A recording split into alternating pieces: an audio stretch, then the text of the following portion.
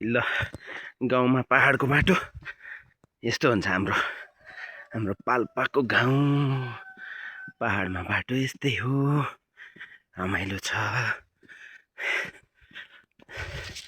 ए ल यस्तो बाटो हिँड्ने हो टक्क। यस्तो गोरेटो बाटोहरू हुन्छ गाउँमा, त्यही रमाइलो लाग्छ हिँड्दा पनि। मनपर्छ यस्तो बाटोहरू मलाई। गोरेटो बाटो छ सर्लक्कै सबै। ल हेर्नु पुरा घर पनि यस्तो गाउँमा राम्रो घरहरू, यस्तो घरहरू छ कि सानो घरहरू। बाटो म भर्खरै यो बाटो आएको, यता जाँदैछु। सानो सानो गोरेटो हैट लोटेला फेरि यार।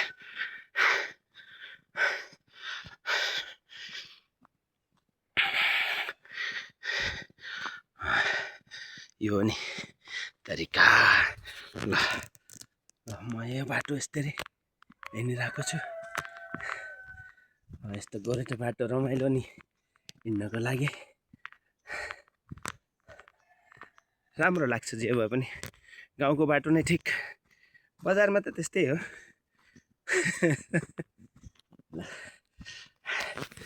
मलाई त मनपर्छ धन्य लोटेन यार।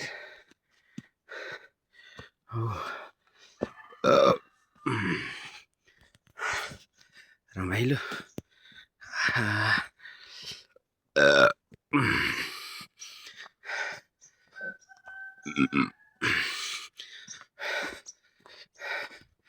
यस्तै गाउँमा गाउँ हेर्दा रमाइलो त लाग्छ, तर बस्नको लागि सधैँ त सकिँदैन।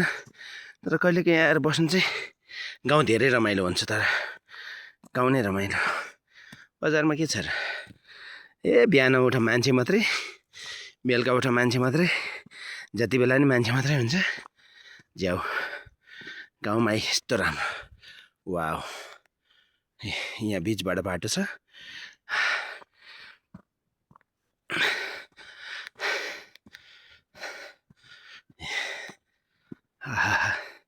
पुरै खरबारी छ। तर यो गाउँमा घर चाहिँ धेरै छैन, जम्मा 3टा घर रहेछ म अघि गएको ठाउँमा पनि। यस्तो पुरा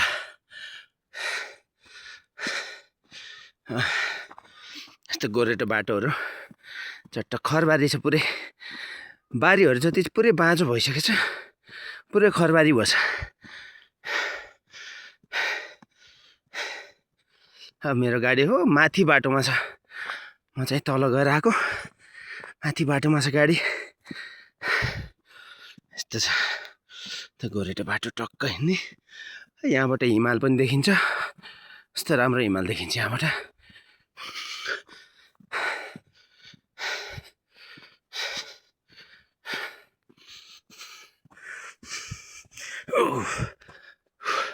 ल हिमाल देखियो, तर मोबाइलमा देखिन्छ किन थाहा छैन। तर हिमाल चाहिँ आज बादलले गर्दा कम देखेछ। हिमाल चाहिँ देखेछ देखिन, तर आँखाले त भेटायो, मेरो मोबाइलले भेटाउँदैन। मोबाइल फेरि सस्तो पर्यो। यस्तो राम्रो राम्रो ढुङ्गा छ, ढुङ्गा देख्दा पनि कस्तो राम्रो लाग्ने।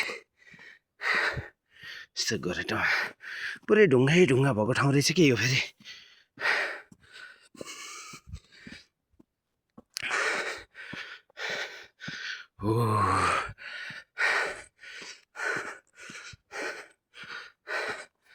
वाह,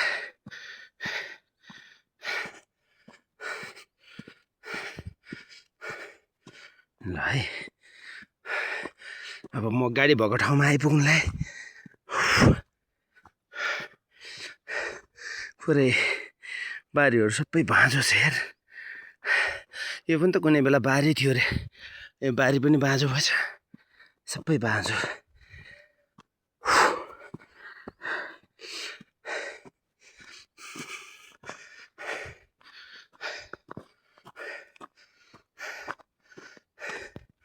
ओहो, ल म गाडीमा आइपुगेँ। 5 मिनट लाग्यो मलाई तलबाट आउन। यता गुम्बा गाउँ, गुम्बा भन्ने गाउँ हो। यतातिर चाहिँ चिउदी, यो पारि गाउँ चिउदी, यहाँबाट माथि पारि देखेको डाँडा बतासे डाँडा अनि श्रीनगर बतासे डाँडा देखेको छ। अब म फर्किन लाग्यो ल।